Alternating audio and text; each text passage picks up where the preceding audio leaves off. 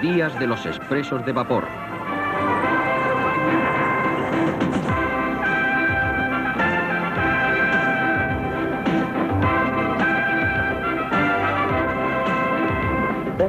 Los trenes de vapor ingleses tienen un algo especial. El ritmo de las ruedas, la comodidad del compartimiento, especialmente si se dispone de él para uno solo, y las nubes de vapor pasando por la ventana contribuyen a darle un especial ambiente. Pero no siempre ha sido todo tan romántico. El tren nació para transportar mercancías, que era lo rentable, y los primeros trenes de pasajeros dejaban mucho que desear.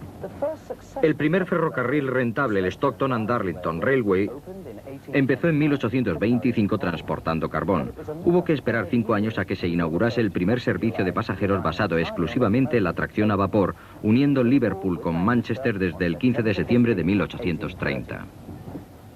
La legendaria locomotora Rocket, cohete de Stephenson, ya estaba en servicio en aquel día memorable y con esa histórica locomotora empieza en realidad nuestra historia. No fue la primera locomotora en circular por raíles, pero fue la primera locomotora eficaz de pasajeros en el mundo. Así que veámosla más de cerca. Esta reproducción de la primera Rocket es propiedad del Museo Nacional del Ferrocarril. Fue construida en 1980 en ocasión del 150 aniversario de la inauguración del ferrocarril Liverpool-Manchester. Puede apreciarse con toda claridad el parecido de sus vagones de primera clase con la diligencia. La primera Rocket aparece tal como fue construida originalmente, con los cilindros muy inclinados. En la locomotora auténtica que se conserva hoy en el Museo de Ciencias de Londres, estos fueron posteriormente situados en posición casi horizontal. Tras la firme consolidación del ferrocarril en 1830 como un medio de transporte seguro, se produjo una creciente demanda de trenes cada vez más pesados y más rápidos, y las locomotoras primitivas se volvieron obsoletas. En 1833, Robert Stephenson construyó la Patency, que estableció la pauta para la siguiente generación de locomotoras inglesas. Después se construyeron con mayor altura, peso y potencia, pero en líneas generales siguieron la estructura de la Patency.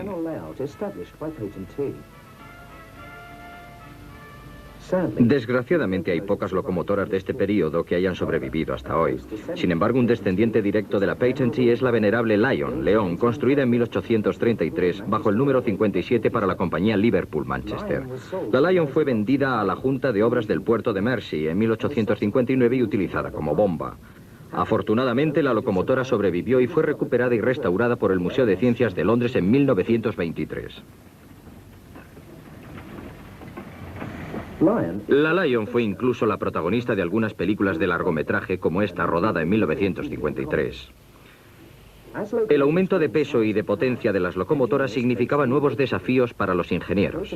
Las del tipo Patency, como la Lion, necesitaban cigüeñales difíciles de construir y eran una fuente de problemas mecánicos posteriores. En 1845, la compañía Grand Junction Railway, con base en Crewe, construyó la Columbina, con cilindros externos que no necesitaban cigüeñal. Este primer ejemplo del tipo Crewe, la Columbine, mostró el camino a seguir durante los siguientes 40 años. Las grandes ruedas, como las de la Cornwall del tipo Crewe, eran las preferidas para los servicios de alta velocidad porque reducían la velocidad de trabajo de los pistones en sus cilindros. Una rueda grande rodando a 50 millas por hora gira más lentamente que una rueda pequeña rodando a la misma velocidad, y esto era importante en una época en que la lubricación era bastante primitiva. La Cornwall fue presentada en 1847 y más tarde reconstruida en la forma que hoy conocemos por John Ramsbottom, que sucedió a Francis Trevisick como superintendente de locomotoras en los talleres de Crewe en 1857.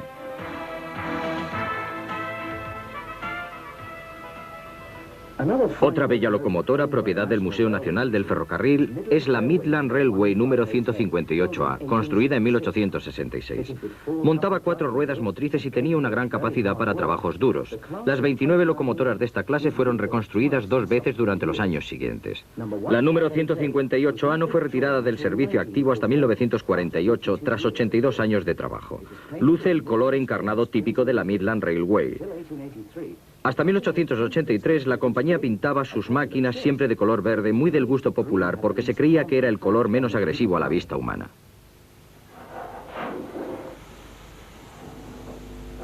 En 1870 la Great Northern Railway presentó la grácil Shingle, sencilla, diseñada por Patrick Stirling.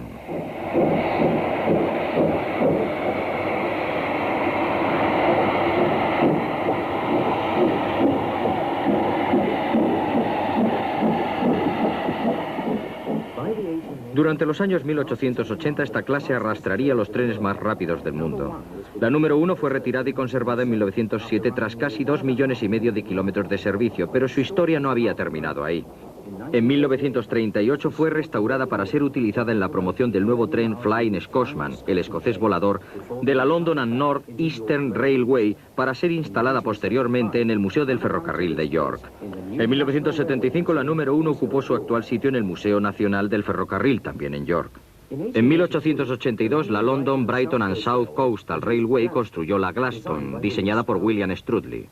Era una locomotora poco común, ya que a la mayoría de los ingenieros les disgustaban las ruedas tractoras únicas de gran diámetro.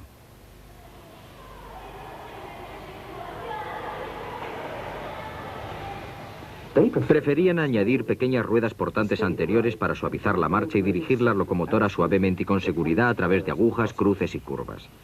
A pesar de todo, la Gladstone y sus 36 compañeras de clase fueron muy populares. La Great Western Railway había sido diseñada por Isambard Kingdom Brunel, el espectacular genio que inmodestamente había descrito su obra como el mayor trabajo de ingeniería inglesa. Dio a su línea un ancho poco común de 7 pies y un cuarto de pulgada, 2 metros 14 centímetros, porque Brunel consideraba el ancho estándar de 4 pies y 8 pulgadas y media, 1 metro 43 centímetros, como solo apto para carretillas de carbón. Esta reproducción en estado de funcionamiento de la Iron Duke de la clase Single fue presentada en 1985, en el 150 aniversario de la construcción de la Great Western Railway.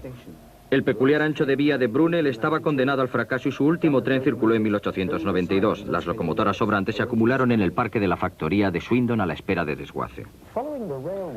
Como consecuencia de la fiebre de los ferrocarriles en la mitad del siglo XIX, en que se construyeron líneas que cubrían todo el país, la duración de los viajes pasó a ser un factor crucial. La competencia entre compañías que servían los mismos destinos era muy dura y los trenes más puntuales y más rápidos acaparaban el mercado. Las famosas carreras hacia el norte tuvieron lugar en los años 1888 y 1895. En ellas, la Great Western Railway y sus socios de la East Coast Main Line de la estación de King's Cross competían con la London and North Western Railway y sus socios de la línea principal de la costa oeste que operaban desde Euston. Estaba en juego el apetitoso tráfico anglo-escocés. En 1888, el objetivo era Edimburgo. En 1895 fue Aberdeen. Era una época espectacular. Este es el Museo de Transporte de Glasgow, el actual hogar de la número 123 de la clase Single de la Caledonian Railway. Esta locomotora tomó parte en las carreras de 1888 que fueron provocadas por la decisión de la Great Northern Railway de permitir el acceso de pasajeros de tercera clase en el tren de las 10 a partir de King's Cross, un viaje de 9 horas. Las compañías de la costa oeste igualaron este servicio, que fue mejorando hasta que ambas compañías anunciaban un viaje de 7 horas y cuarto para un trayecto de 629 kilómetros. Nada espectacular visto hoy día, pero increíble en un tiempo en que el caballo era el único transporte por carretera. Durante las carreras de 1888, la número 123 hacía un promedio de 100 km por hora entre Carlisle y Edimburgo, incluyendo la difícil subida al puerto de Bitok. En 1935 fue finalmente retirada del servicio activo y conservada. En 1958, la número 123 volvió a prestar sus servicios en un breve viaje antes de ser entregada al Museo del Transporte de Glasgow.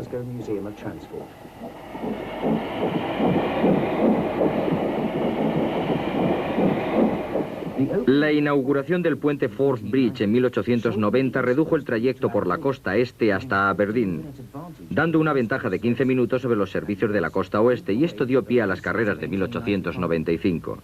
La competencia era terrible en detrimento del sentido común, y los servicios hasta Aberdeen se transformaron rápidamente en una pelea despiadada entre convoyes ligeros de valor puramente simbólico.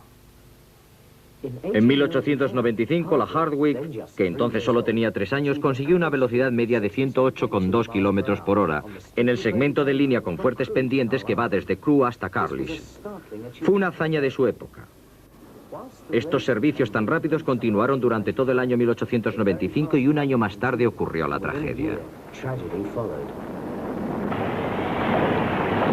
En julio de 1896, un expreso de la West Coast Scottish, arrastrado por 2 máquinas, se estrelló cuando atravesaba Preston a toda velocidad. A excepción del último vagón, todo el tren resultó destruido. pero afortunadamente no se registró más que una víctima mortal. Aún así, los desafíos fueron expresamente prohibidos durante más de 30 años.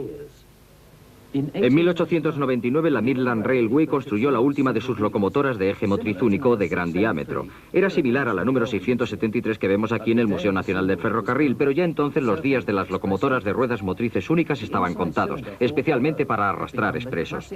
La locomotora de cilindro interno y disposición 440 se convirtió en la máquina inglesa de 1900 y en los 20 años siguientes fue la locomotora más común en el país. Esta es la Northeastern Railway número 1621, construida en 1893 para arrastrar expresos. Otra de las 440 del Museo Nacional del Ferrocarril es esta London and South Western Railways de la clase T9, con los colores negros, en servicio en la Watercress Line en Hampshire. A las T9 presentadas en 1899 se las conocía como Greyhound, galgo, por sus estilizadas líneas y su velocidad. Más de 80 ejemplares de esa clase compartieron los servicios de expresos de la South Western operando desde Londres a partir de la Primera Guerra Mundial. Tuvieron una vida útil muy larga y fructífera y pudieron ser admiradas arrastrando convoyes secundarios de pasajeros hasta 1961, su último año de servicio activo con las British Railways, cuando ya tenían más de 60 años.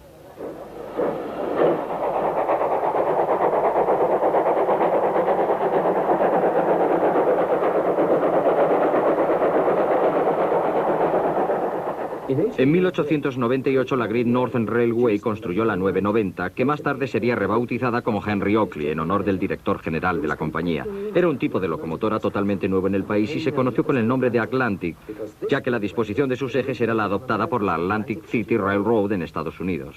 En 1902 se agrandó su tamaño, pero el periodo de dominio de las Atlantic fue breve. En el siglo XIX los ingenieros respondían a las continuas exigencias de mayor potencia y velocidad simplemente agrandando los diseños anteriores. No se había producido ningún avance significativo en el sistema de producción y utilización del vapor y las Atlantic representaron la última etapa de esta fase de desarrollo.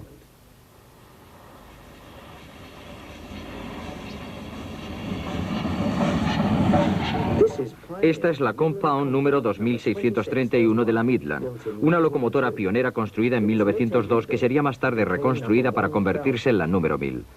Las locomotoras compuestas como esta utilizan dos veces el mismo vapor, la primera a alta presión y más tarde a menor presión en un segundo cilindro. La Compound era la máquina más grande para servicios de expresos de la Midland y se construyeron 240 ejemplares. Eran locomotoras capaces, pero el tipo compuesto no fue adoptado por las demás compañías y esta clase representó una excepción en el desarrollo de las locomotoras de vapor inglesas del siglo XX.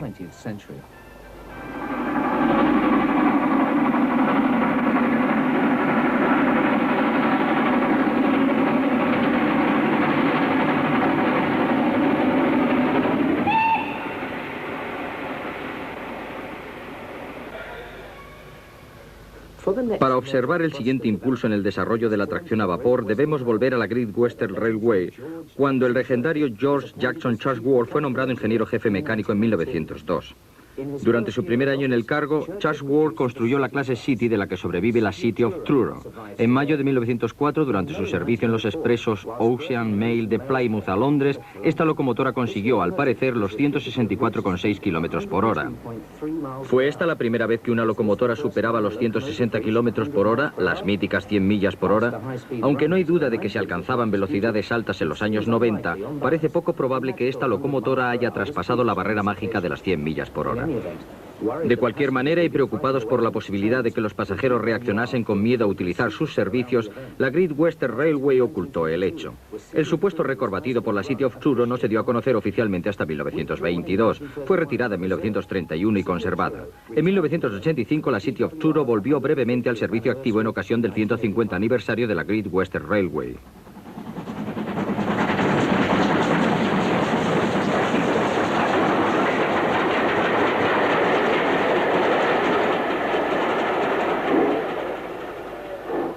Chatsworth es más conocido por su desarrollo de las 460, aunque la primera máquina en Gran Bretaña con esta disposición ya fue construida por David Jones en 1894 para la Highland Railway.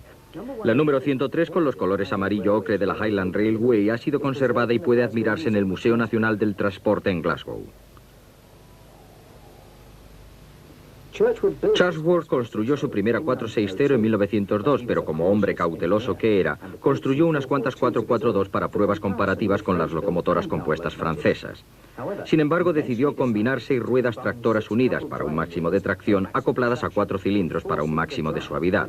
El resultado fue la clase Star, estrella, de 1907, de la que solo se conserva la Lodestar, estrella polar, en el Museo de la Great Western Railway en Swindon. Ninguna otra locomotora británica pudo arrastrar tan lejos ni tan rápido trenes pesados de pasajeros en los primeros años del siglo XX. En 1914 había 61 ejemplares en servicio y permitieron a la Great Western Railway distinguirse en su participación en los esfuerzos civiles de la Primera Guerra Mundial. Los últimos ejemplares estuvieron operativos hasta los años 50. En 1913 la Great Central Railway introdujo la clase director con la disposición 440. Esta compañía había utilizado las grandes Atlantic, pero se dieron cuenta de que se podía hacer el mismo trabajo con locomotoras más pequeñas a base de utilizar calderas más eficientes.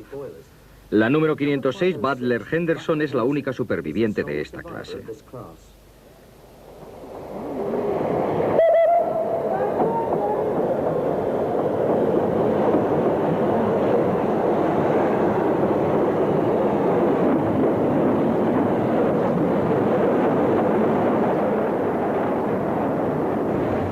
Durante la Primera Guerra Mundial, los ferrocarriles habían sido sometidos al control del gobierno y tras la paz de 1918 se hizo patente que era imposible una vuelta a las condiciones anteriores.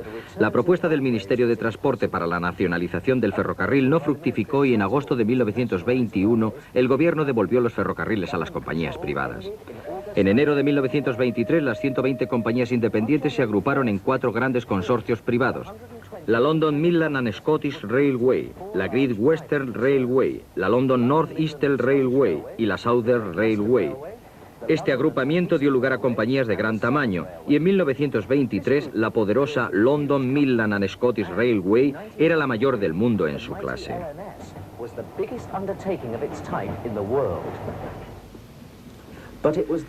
Pero fue la GWR, Great Western Railway, quien mostró el camino para las nuevas locomotoras de expresos. En agosto de 1923 presentó la clase Castle Castillo con una de las locomotoras más famosas del mundo. Tuvieron un éxito enorme. En 1923 la Trenton Castle consiguió un récord en el servicio de Paddington a Swindon con el Cheltenham Flyer, cubriendo 124 kilómetros a una velocidad media de 130,3 kilómetros por hora.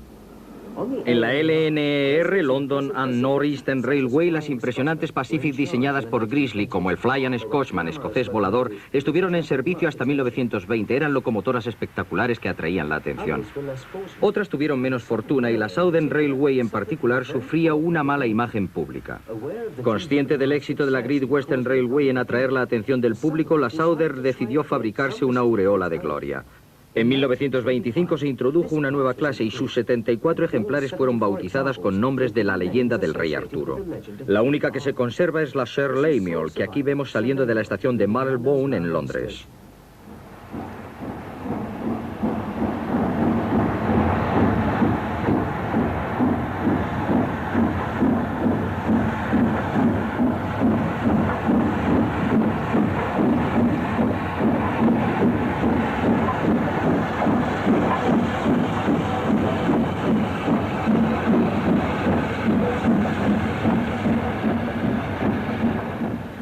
Las King Arthur eran locomotoras clásicas que cumplieron satisfactoriamente tanto en el oeste de Inglaterra como en los pesados servicios de enlace entre la estación Victoria de Londres y la costa del Canal de la Mancha.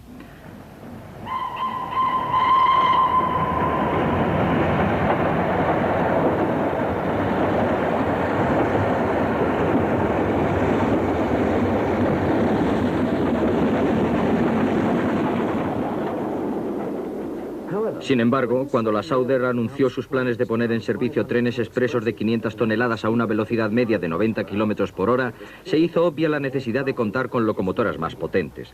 Este fue el resultado. La Lord Nelson salió de los talleres de East Light, cerca de Southampton, en agosto de 1926. Fue la primera de 16 máquinas similares que fueron bautizadas con los nombres de famosos almirantes británicos.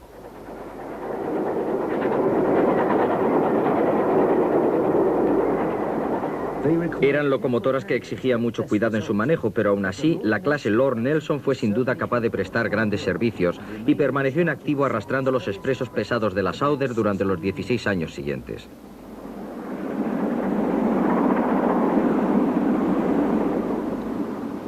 La Lord Nelson es ahora propiedad del Museo Nacional del Ferrocarril.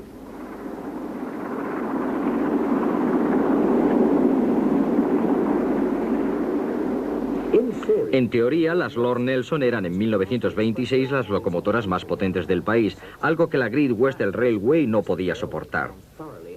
La Southern, que por entonces había contratado al antiguo periodista John Elliot como relaciones públicas, el primero en Gran Bretaña, no perdió un instante en dar a conocer su nueva locomotora.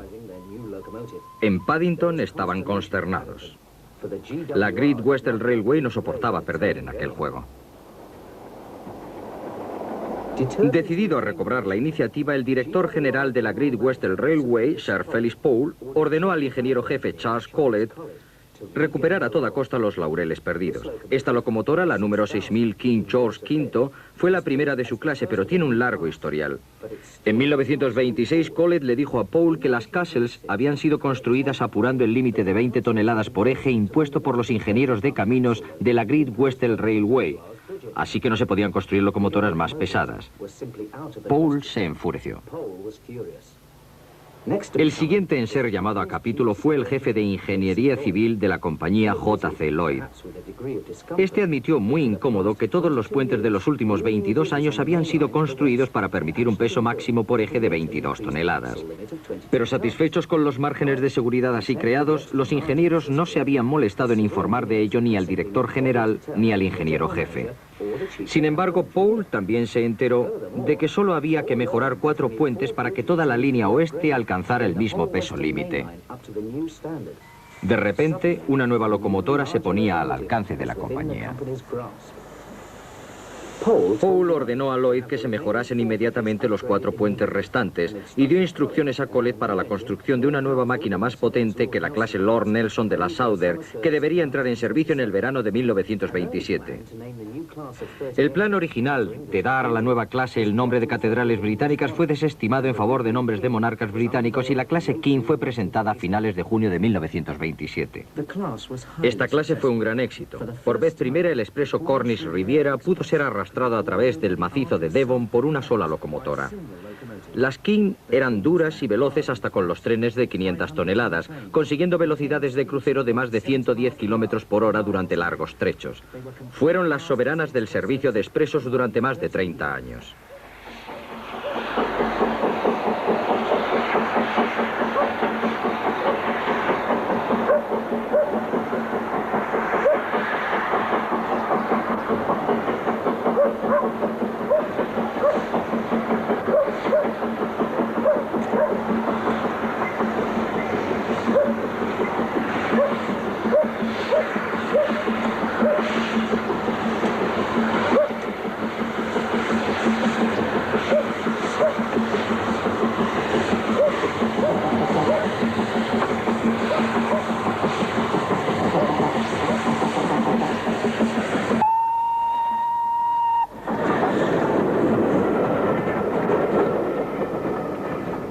Esta es la Scots-Swartzman, una de la famosa clase Royal Scot, presentada por la London Midland and Scottish en 1927.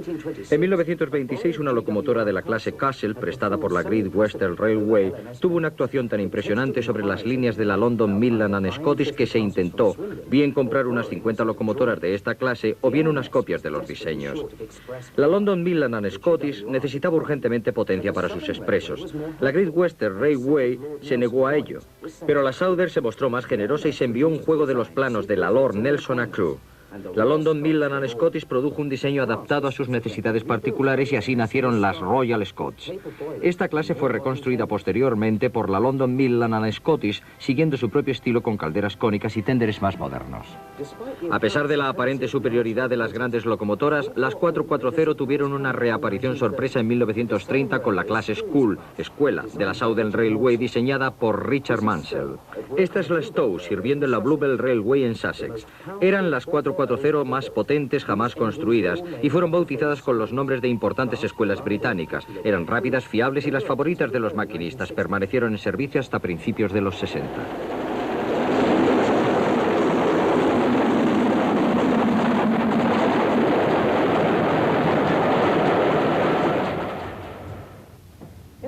En 1930, los servicios de las principales compañías de ferrocarril alcanzaron un glorioso cenit. Constantemente incitados por la feroz competencia y por el orgullo derivado de su función, y con la ayuda de unas locomotoras soberbias, un material rodante de calidad, buenos trazados y buena señalización, las compañías del ferrocarril crearon un servicio de trenes expresos en los que la velocidad, la seguridad y la puntualidad alcanzaron cotas insospechadas. Con el Cheltenham Flyer, la Great Western Railway disponía del tren más rápido del mundo, mientras que en la London and North Eastern Railway, las Pacific de Sir Nigel Greasley también eran muy rápidas. En la London, Midland and Scottish se inauguró un nuevo régimen el 1 de enero de 1932 con la llegada de William A. Stanier como ingeniero jefe mecánico. Su primera máquina para expresos fue la Princess Royal de la clase Pacific.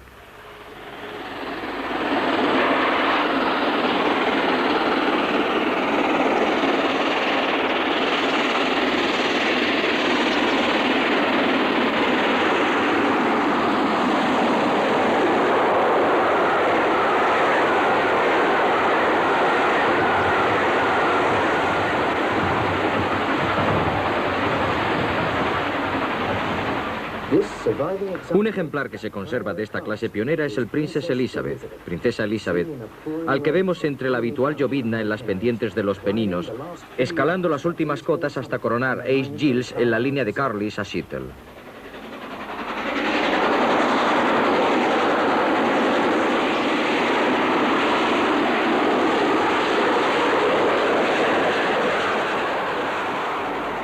Presentada en junio de 1936, la clase Princess Royal sentó las bases del estilo Stanier. El parecido de esta familia de locomotoras se nota claramente en su siguiente producción, la Jubilee, aniversario 1460, introducida en mayo de 1934.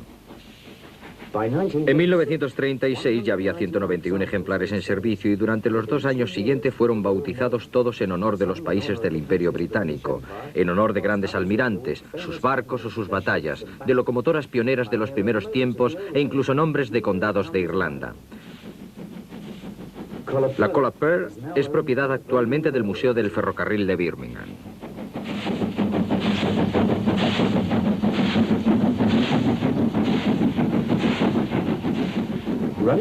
Operar hoy día una locomotora como esta en las líneas principales sería un negocio ruinoso. Las reparaciones y las inspecciones que British Railway exige cada 7 años pueden costar ahora unas 50.000 libras, casi 10 millones de pesetas. En 1934 las primeras 50 Jubilee le costaron a la London, Midland and Scottish solo 5.270 libras cada una, poco más de 1 millón de pesetas. Esta es probablemente la locomotora de vapor más famosa del mundo, la Flying Scotsman, escocés volador. Fue diseñada por Nigel Greasley y construida en 1923. Fue la primera máquina fabricada por la London and North Eastern Railway después del reagrupamiento. Esta es una de las 78 pertenecientes a una clase bautizada con nombres de famosos caballos de carreras. Y si los aficionados a las carreras agradecían el gesto, la mayoría veía con asombro cómo las locomotoras que arrastraban su expreso llevaban nombres tan extravagantes como Trucha Salmonada, Pestañas Coquetas o La Linda Polly.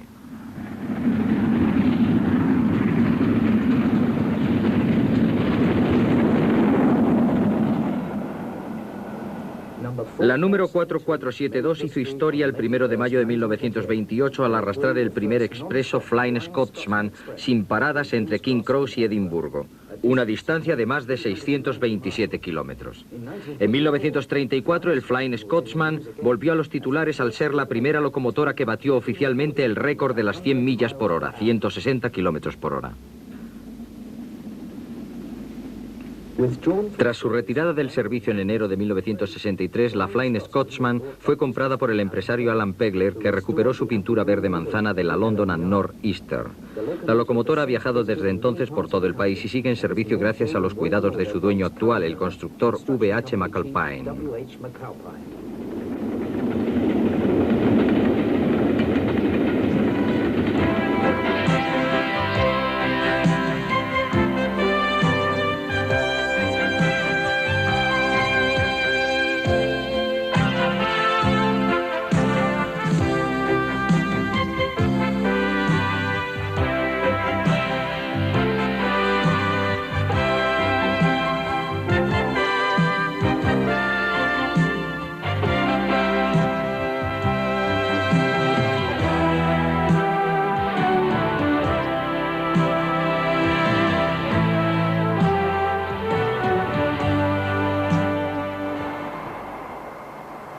mediados de los años 30 las líneas aerodinámicas se hicieron muy populares y en Alemania una locomotora diésel con el nombre de Flying Hamburger, hamburgués volador, atrajo la atención general. Los viajes a alta velocidad provocaban las emociones del gran público y en 1935 la pionera A4 de la clase Pacific, la Silver Link, eslabón de plata, salió de los talleres de Doncaster. La London and North Eastern Railway pensaba proporcionar un servicio de expresos con carbón británico en vez de tener que depender de caros combustibles de importación. La esbelta locomotora resultó un éxito inmediato. En su primer servicio en septiembre de 1935 estableció un nuevo récord mundial de velocidad al alcanzar 180,2 kilómetros por hora.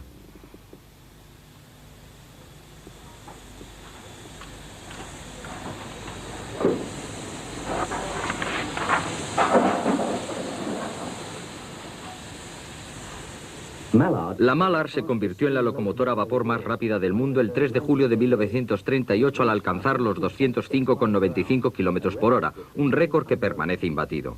Las A4 fueron un triunfo de su diseñador Sir Nigel Gresley y la número 4498 conservada en perfecto estado lleva merecidamente su nombre.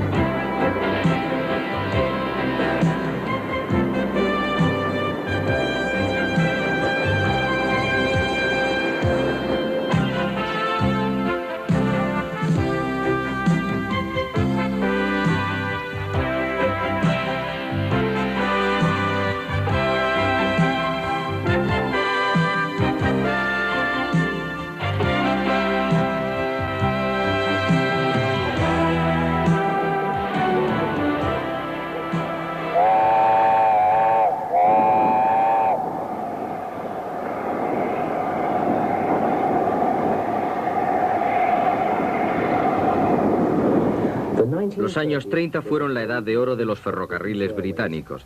La London and North Eastern Railway y la London Midland and Scottish competían por el tráfico de pasajeros, por las cabeceras de los periódicos, por el prestigio y por los récords de velocidad. Ya en 1936 las hazañas de las locomotoras de la London and North Eastern Railway habían señalado la necesidad de una clase de locomotoras para expresos aún más grandes y más potentes. Se mejoró el diseño de la clase Princess Royal, aumentando su capacidad y dándole una línea más aerodinámica, lo que dio lugar a la clase más admirada y conocida de Steiner, la Princess Coronation o las duquesas como se las conocía familiarmente entre sus admiradores. Tenían un aire majestuoso con o sin sus carrocerías aerodinámicas. La primera máquina, la número 6220 Coronation, salió de los talleres de Crewe en mayo de 1937.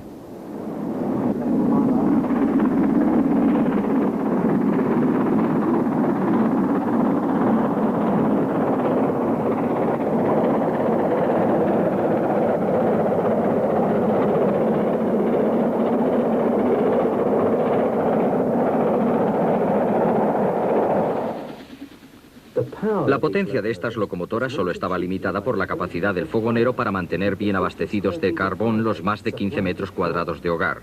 Esta clase de 38 locomotoras permaneció a cargo de los expresos entre Escocia e Inglaterra hasta su retirada en 1964.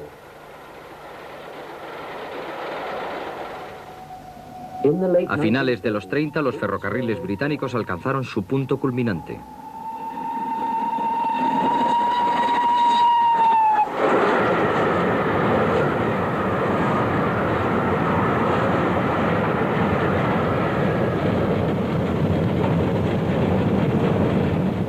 En la Great Western Railway, las Castle de Colet y las King seguían prestando servicio a la perfección y la velocidad era lo más importante.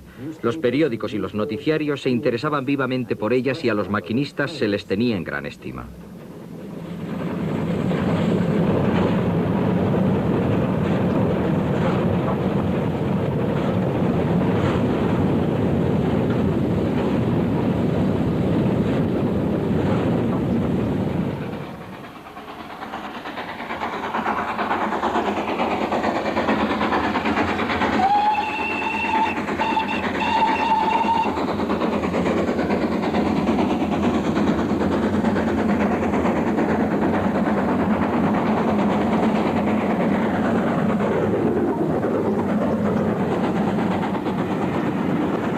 En aquellos años los automóviles privados eran del exclusivo dominio de los muy ricos y los viajes de larga distancia se hacían siempre en tren, ya fueran de placer o de negocios. Los viajes en tren también añadían emoción a las vacaciones en la playa.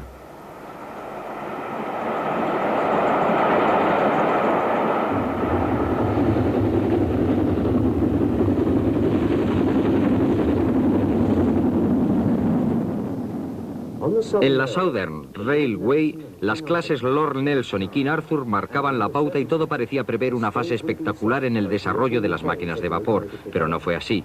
En la mañana del 3 de septiembre de 1939, un triste mensaje por la radio anunciaba que Gran Bretaña volvía a estar en guerra con Alemania.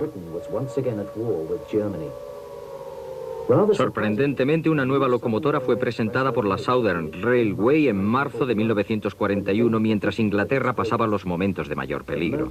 Era la clase Merchant Navy, marina mercante, diseñada por Oliver Bullitt. Tenían un diseño revolucionario al igual que las similares, pero más ligeras Pacific, que las siguieron en 1945.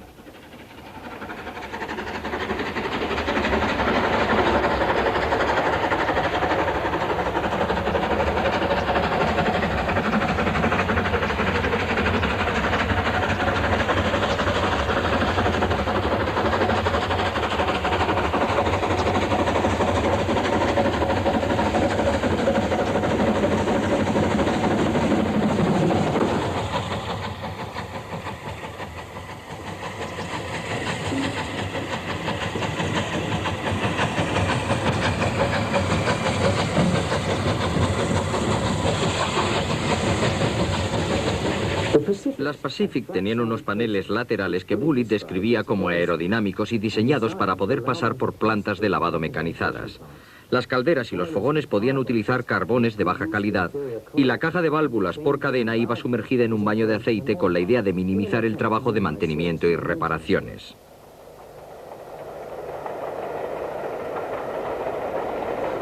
Las máquinas de Bullitt, además de potentes y muy rápidas, eran las favoritas del público y de los maquinistas, pero sufrían serios problemas mecánicos. Tenían un apetito voraz y el novedoso sistema de actuación de válvulas en baño de aceite daba muchos problemas. A partir de 1955, todas las Merchant Navy, 30 ejemplares en total, fueron modificadas. Se instaló otro mecanismo de accionamiento de válvulas de tipo convencional. El baño de aceite fue eliminado y los paneles aerodinámicos se desmontaron.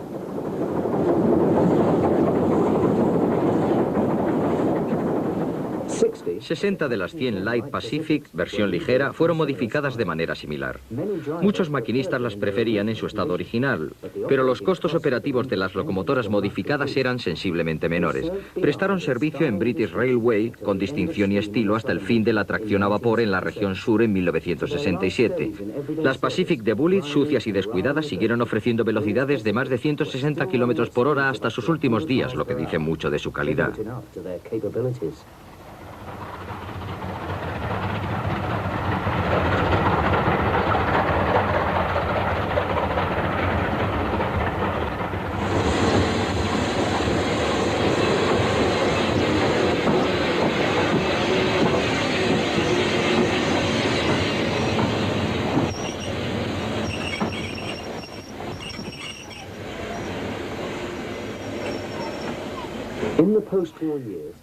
En los años de la posguerra, la London and Northeastern Railway produjo una nueva serie Pacific, la clase A2, que hoy está representada por la número 60532 Blue Peter.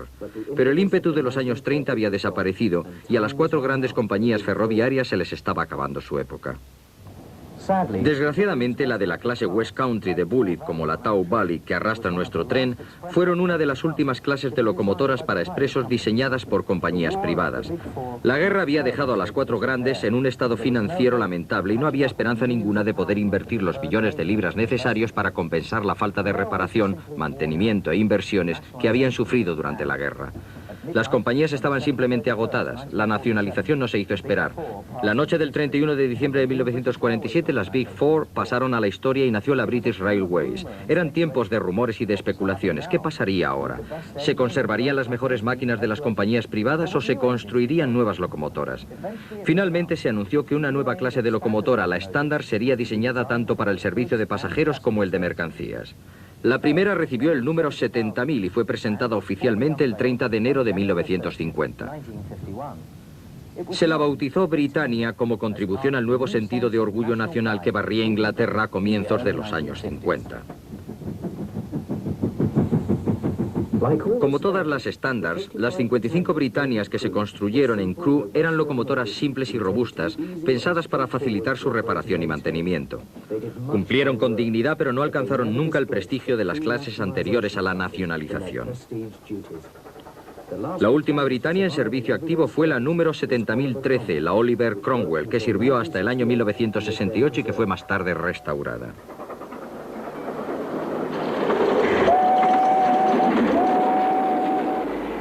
En 1954 apareció esta locomotora que venía a representar la culminación de más de 120 años de experiencia en tracción a vapor. Desgraciadamente, la Duque de Gloucester nunca consiguió dar todo lo que se esperaba de ella. Podía alcanzar altas velocidades, pero se le agotaba enseguida el vapor, especialmente cuando se le exigía la potencia máxima. El problema pudo haber sido resuelto, pero el tiempo se les echaba encima. En 1955, el plan de modernización de British Railway preveía el fin de la tracción a vapor. La Duque de Gloucester trabajó 8 años antes de ser retirada del servicio activo en noviembre de 1962 y enviada al desguace. Afortunadamente, la Duque de Gloucester fue rescatada y 12 años de duro trabajo por parte de entusiastas y voluntarios transformaron un montón de chatarra en esta maravillosa locomotora que ahora representa la última fase de la tracción a vapor de expresos de pasajeros.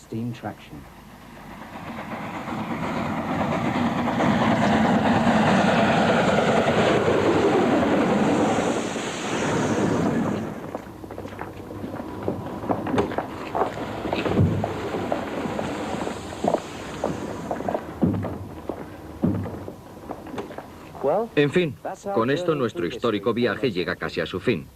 Pero la historia de la tracción a vapor en Gran Bretaña no ha terminado.